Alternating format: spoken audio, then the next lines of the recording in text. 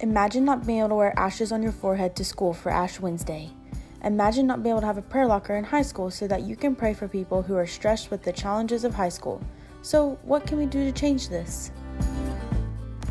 Hi, my name is Sarah, and I am your average junior in high school who loves having a good time, loves baseball, and is still trying to figure out what to do with the rest of my life, all while trying to maintain my relationship with Jesus, which is kind of tough in high school.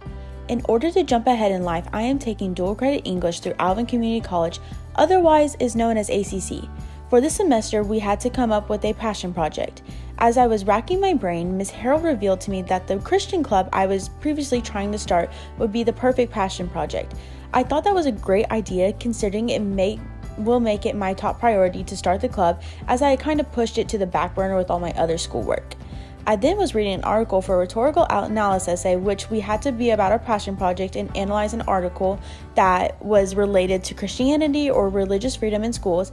And Betsy DeVos, the former Secretary of Education for the United States, wrote about examples of students who had been rejected because of practicing their religion, like the examples I listed earlier with Ash Wednesday.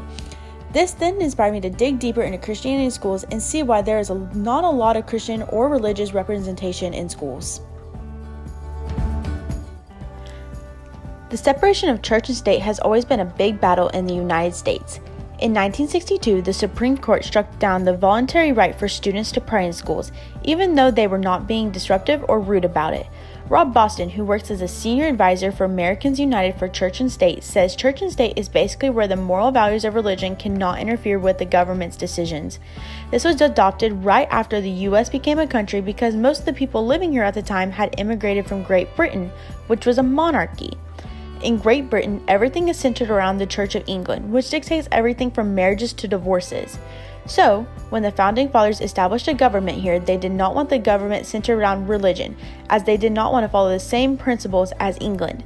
They wanted to make sure the citizens of the United States had the right to their own opinions and live a freer life than they had previously done in England. This also translates into the public school system. With everyone having a free right of mind, religion was barred from the curriculum in the 1962 Supreme Court ruling. This meant that teachers could not pray with students, force a religion, or discriminate against any other religions, etc. As such, due to the ruling, schools are very careful about anything that involves religion. They do not want to blur the lines, as it is a very gray area of what they can do and what they cannot do. So, when researching this semester, I finally came up with a solution that all public high schools should have a Christian club, something that us students can run, which would not break the rules.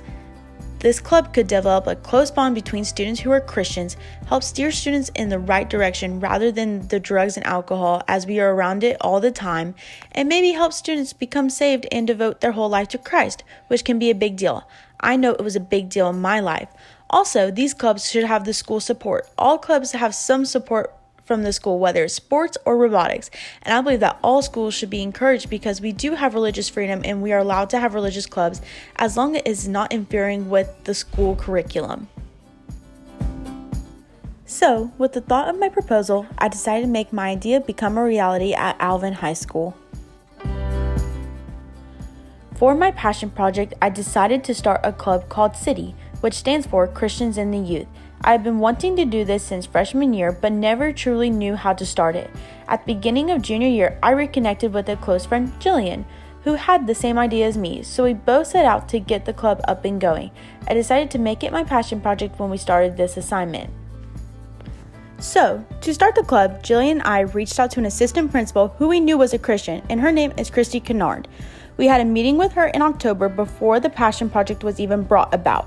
She gave us a club form to fill out, which took us a while considering most of us were playing sports at the time. We also had to narrow down our list on who was going to be our teacher sponsor. Abigail Vactor was a name recommended by Ms. Kennard and also brought up by Jillian, as she had previously led Young Life, which is another Christian organization closely related to City. So I emailed Ms. Vactor and asked if she was interested, and she was.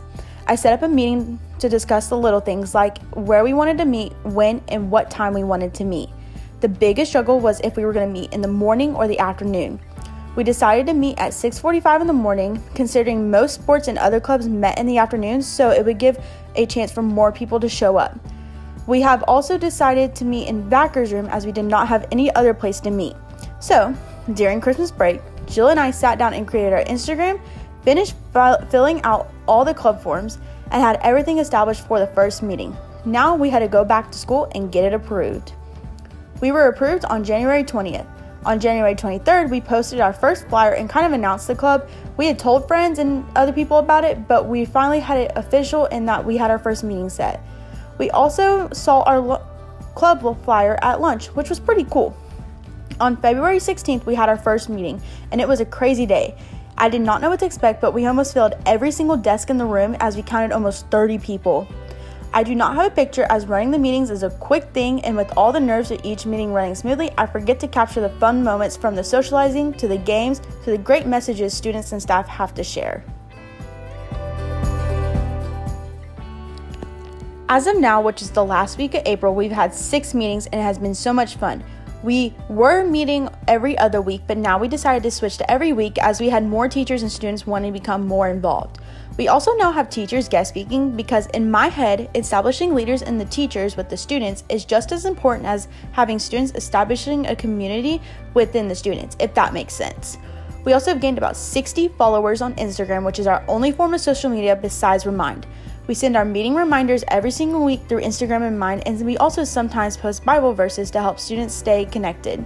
We also post meeting recaps at the end of each meeting so that students who were not able to attend can see what we talked about that week. We even gained a new co-sponsor, Jared Croce, who is a math teacher at AHS. We think adding him will help influence more guys to join and bring other familiar faces for the younger students who we are trying to reach. More juniors and seniors have been showing up, so our biggest goal until the end of the year is to attract underclassmen. This club is still growing, and we have a lot of ideas for next year. It's just a developing year for us and trying to make a foundation for next year and the years to come. In light of this, I have a challenge for you. If you've been wanting to take your faith to the next level, which I know is scary, you should start your own religious club and promote it. You will not regret it. In Matthew 9:36-38, it says, "When he saw the crowds, he had compassion for them, because they were harassed and helpless, like a sheep without a shepherd. Then he said to his disciples, 'The harvest is plentiful, but the laborers are few. Therefore pray earnestly to the Lord of the harvest to send out laborers into his harvest.'"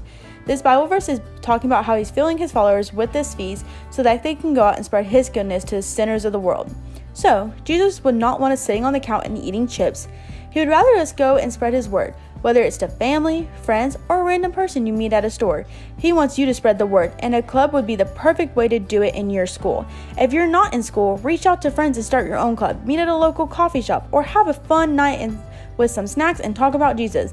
It does not have to be grand to talk about him. All he wants you is to make sure you know him and truly devoted to your faith.